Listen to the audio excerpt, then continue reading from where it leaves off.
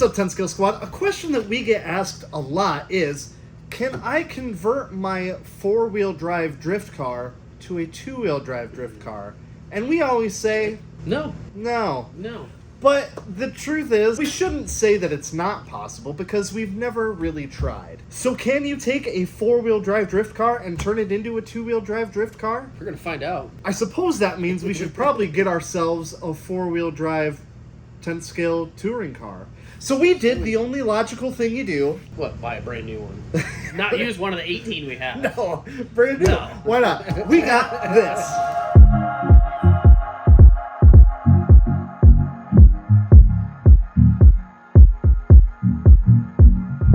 This is the Kyosho Fazer MK2. This, of course, is the Toyota Tundra TRD Pro. A little bit longer of a chassis than the normal Fazer MK2, which we did not discover until... This was a complete, whim guess. Yeah, until Let's very see recently. if it fits. So this is the chassis that we are going to use. Now, some key differences between this and a normal rear-wheel drive or 2-wheel drive drift chassis is, of course, everything, really. You're not wrong. The Kyosho, of course, is 4-wheel drive. It uses a drive shaft right down the middle of the chassis to a front differential. That front differential, of course, has dog bones, and that is going to limit the steering angle on the front of this thing. Compared to the MST RMX 2.0, I mean, the steering angle, I mean, there's just no comparison. I think it's almost an owl. Yeah. So we are going to remove the front drive shafts, obviously. The center drive shaft, that's going to get chopped out of there. And then we're going to remove these little limiting doodles on it to see if we can get some more angle out of the front. Wheels and tires, the MST obviously has hard plastic drift tires, whereas the Kyosho has soft rubber johnnies made for doing street stuff. The MST uses a brushless motor, the Kyosho uses a brushed motor, and it's mounted sideways. The motor is mounted perpendicular to the chassis, whereas on the MST it's mounted parallel and the direction of the motor spins the same direction as the wheels. There's no torque on the chassis, there's no chassis twistification. So not much we can do about that. The MST has a locked rear differential and the Kyosho has an open differential. So what we are going to do, of course, is lock the rear diff. We're going to remove the center drive shaft. We're going to pull out the front dog bones in the front. Remove these little johnnies right here. We're going to add a gyro so the car will counter steer itself. And throw some drift wheels and tires on this thing and see what happens. See, will it then be a 2-wheel drive drift car? I mean, I guess.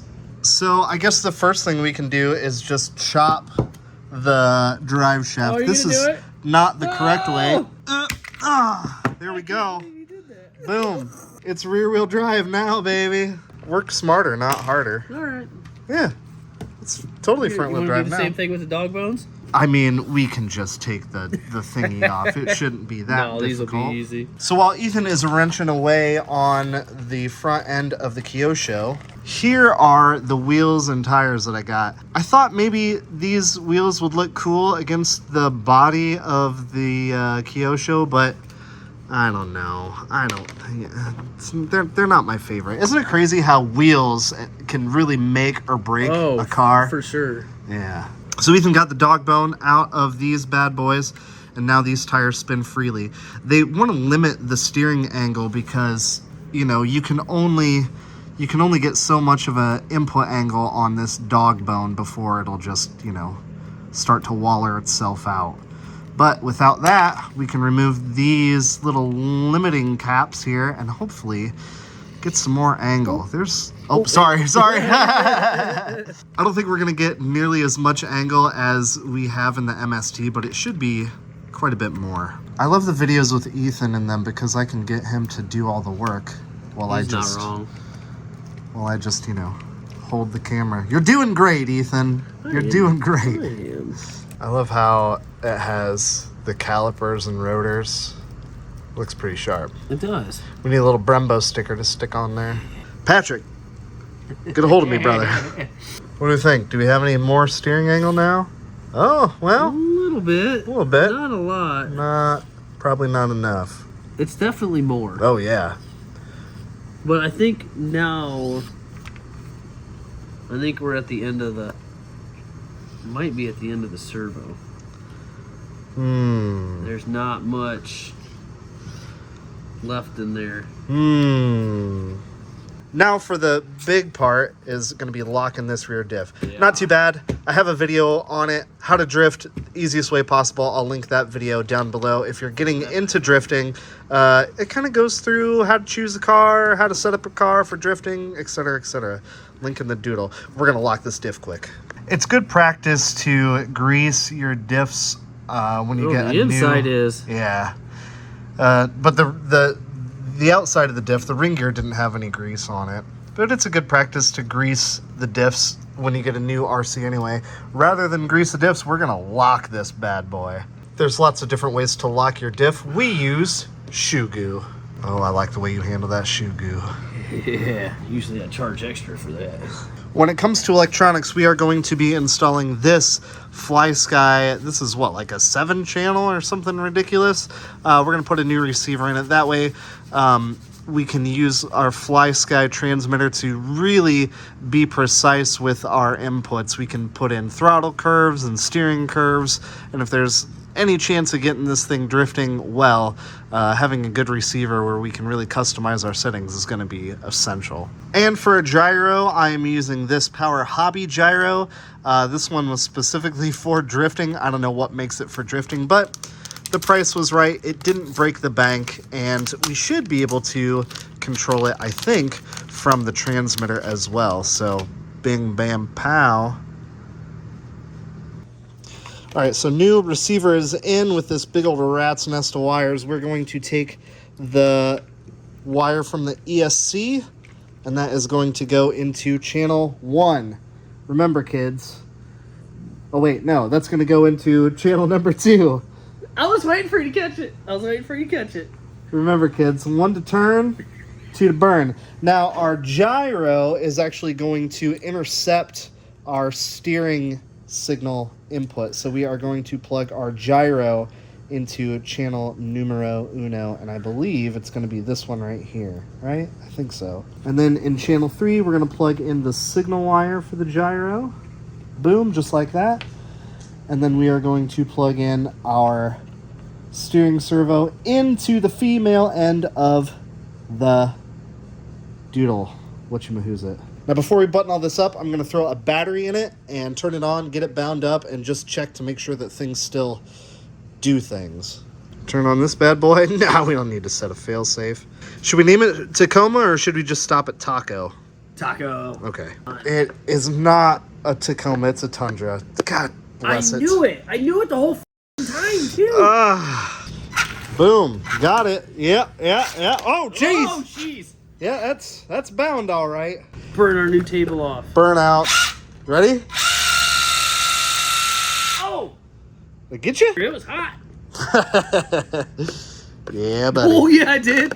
Oh, dang it. Yeah, someone did a burnout on our Somebody had to break in the table. How is this for a clean install? And then we just, run our gyro right there, maybe? Huh? I like it. Now we're going to turn our end points for the steering all the way up. That's all the way up? That's all the way up. I'm going to put a steering curve in there so it's pretty gosh darn aggressive. There we go. Yeah. Now we're doing stuff. All right, so now we have steering input going the correct way and the gyro going the correct way. Still not a lot of angle, but better than it was. Not a whole lot of angle in my dangle either. But we like you anyway. That's right. The whole operation didn't take long, but it was fun. I enjoyed our time modifying this Kyosho together, Ethan. That's right. Arguably ruining it. But if it doesn't make a good drift car, it should do wicked burnouts now. Oh well. Woo. But our rear is locked now. Look at that. Oh yeah. Would you recommend this? Would you recommend this to someone that's like, oh, I have a 4-wheel drive like touring car and I want to go to the drift track, I want to do the conversion and take it down there and go slideways with the boys, would you recommend this? I don't know yet. I don't think that I would. I don't know yet. I've been having that argument with a lot of people over the last year or so, especially since we got our MSTs. Yeah. I kind of thought we were doing drifty stuff until we got those, and then I realized we were not even remotely in the same world of drifting in an all-wheel drive, belt-driven, shaft-driven, I don't know, basically touring cars. I just don't feel like they're the same. Though we had a lot of fun, We did. we learned a lot from doing it. Learned a lot. It's not the same, and I just don't know it. Without more money spent to where you're going to put yourself into the price point of an MST, is it worth it? I'm going to go with no.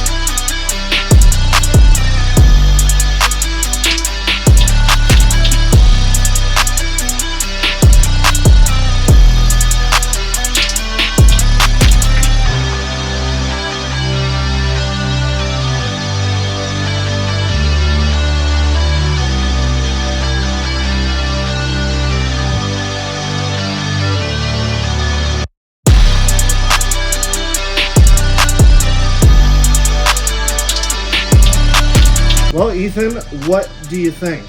Can you take a four-wheel drive drift car and turn it into a two-wheel drive drift car? Absolutely not. No. No.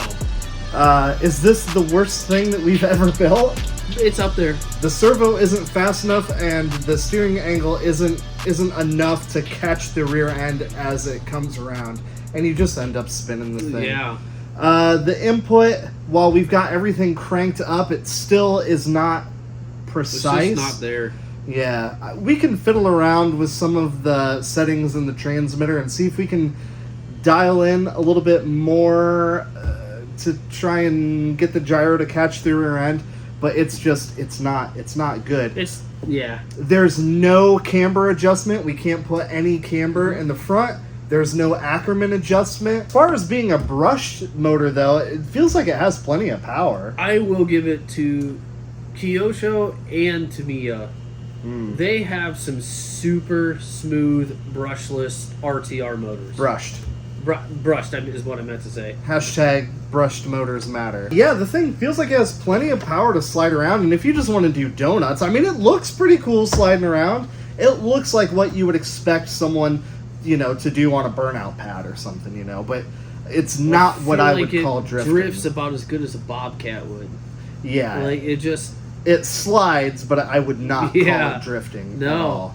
If you want to get into RC drifting, either get into a four-wheel drive chassis like the Red Cat Lightning or like HPIs. the Red Cat Thunder, HPI. Yeah, there are some really solid four-wheel drive drift cars out there, and you can have a lot of fun with them. If you have to have rear-wheel drive or a two-wheel drive drift car because you want to take it to your local track or something, MST... the MST, I believe it's the RMX 2.0s. Yeah. RTR, $450 out the door for your first drift car. That's really not bad in the grand scheme of things. It's not bad, but it does hurt a little. I can understand where you can go out and buy these 4x4s for $200, $250 all day long. Or a Secura D4. And they call them drift cars, but they're not. So there you have it. If this is your first time checking out the channel, welcome. I'm glad you found it. We like to do RC shenanigans like this. Scientific things happening. Yeah. We like to do it all the time. We've got some epic stuff coming up. You're going to want to stick around. Usually they come out a little better than this, though. Alright, guys. Thank you so much for watching. Until next time. We're chopping drive shafts out here. Yeah. I expected that to go a little bit better as well. But you never know until you try. Yeah. That's very true. And now we know. Win some, lose some. Bad idea. Joe, don't do it.